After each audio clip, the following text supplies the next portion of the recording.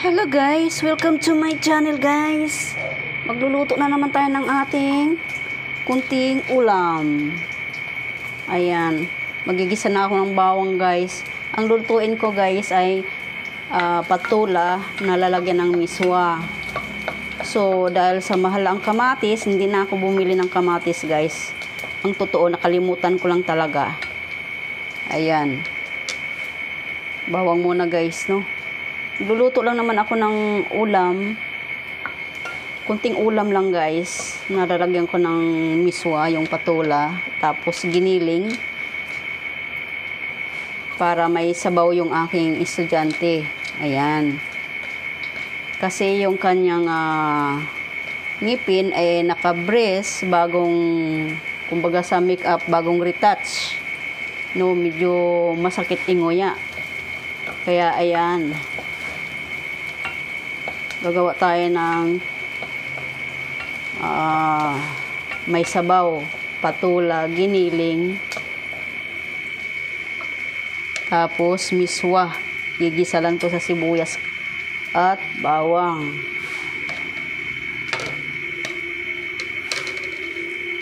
Ayan.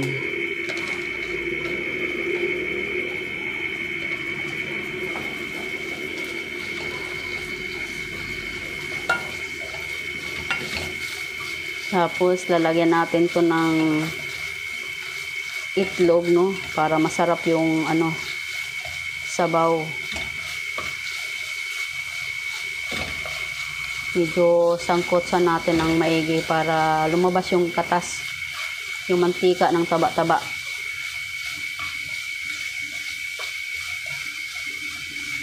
Ayan, lumalabas na yung kanyang mantika.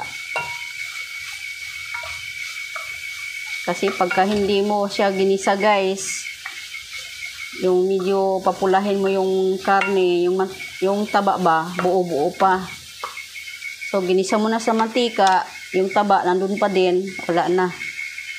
Cholesterol guys. Kaya medyo ingat-ingatin tayo sa pagkain natin. Lagi natin iisipin yung mga ugat-ugat natin ba. Ayan.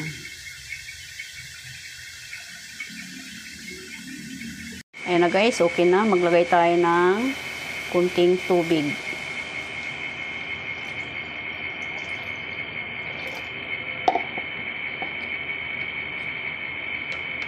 Titingnan natin kung gaano kadami yung tubig guys. Kasi maglalagay tayo ng miswa. Kasi pagka kunti lang pala ang tubig parang lugaw. O ayan. O, pwede na. Maglalagay tayo ng paminta guys. Paminta. Saka kunting asin lang guys kasi alam mo naman yung miswa maalat. O ayan, tama na yan guys. Maalat yung miswa eh. Tapos tatakpan na natin. Takpan muna natin. Teka, pupunasan natin yung takip kasi basa hinugasan ko eh. Ayan, make sure na ang ating mga gagamitin sa pagluluto ay malinis. Yan. So tatakpan muna natin, no. Ayun, presto. Wait na natin. Pagkakumulo, ayan, okay na yan, lalagay na natin yung patula.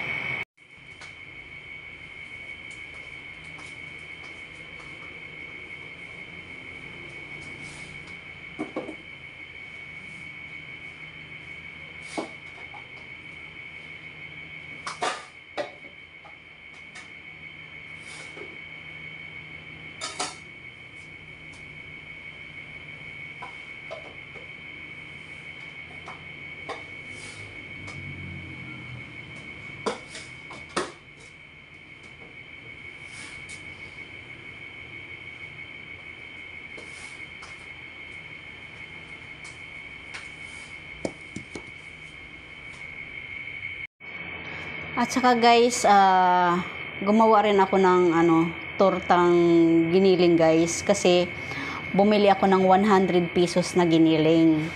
sabi ko, kasi yung aking estudyante, ayun nga, may ano siya sang ipin, bagong retouch, no, hinigpit yung braces niya.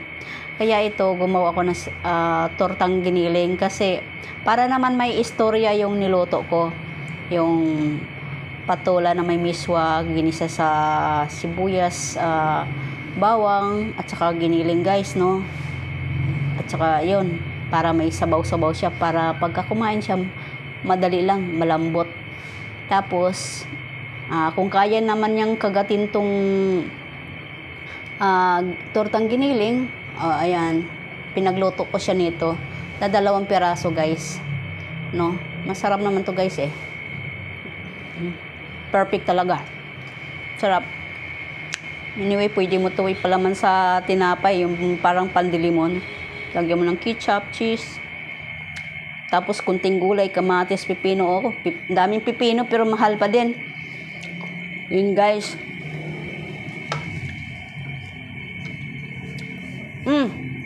Nag-warning si Marcos guys. May itong darating na bagyo na dindo. Kailangan maging handa, huwag tayo kakampante. Pero mas matindi ang tama sa ibang lugar guys. Ewan ko dito sa atin, siguro ulan-ulan. Guys, ito yung aking patola. Iisa lang yung binili ko. Maliit nga yan eh, 30 pesos. Saka ito naman yung aking miswa na aking ilalagay, no? Ayan. Guys, ayan na atin ang ilagay yung patola. So, napakasimple man ng ating ulam ngayon, but anyway, masustansya pa rin ito.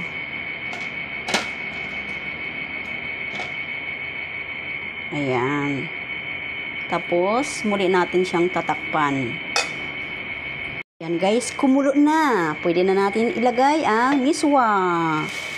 Ayan. E di may sabaw ka na.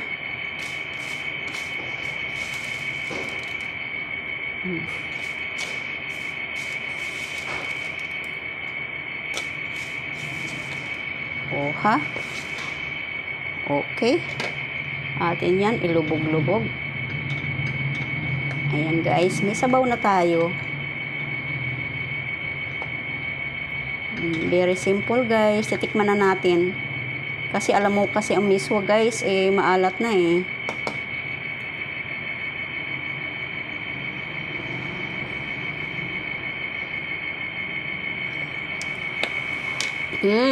Perfect. Sarap na guys. Kunting kulo na lang yan para maluto yung miswa. Okay guys. Hanggang dito na lang ang aking videos guys. Don't forget to like, comment, share, and subscribe. Paki-click ng bell button para updated kayo sa aking mga videos. Okay guys. Sana gustuhan yung aking mga luto-luto. Okay. Babu, have a nice day.